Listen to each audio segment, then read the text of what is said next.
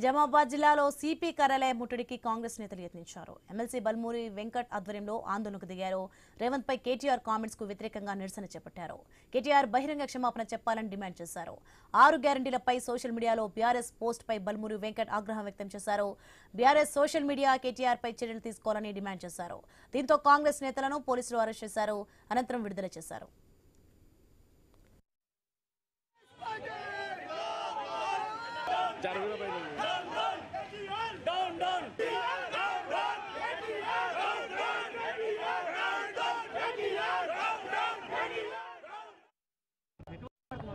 గత కొద్ది రోజులుగా BRS party social media handles లో అడ్డగోలుగా ఇష్టం వచ్చినట్టు ఫ్రీడమ్ ఆఫ్ స్పీచ్ పేరుట గౌరవ ముఖ్యమంత్రి గారి గురించి, మంత్రుల గురించి, ఉన్నత అధికారుల గురించి నోటికి వచ్చినట్టు వారు పెట్టడం జరుగుతుంది.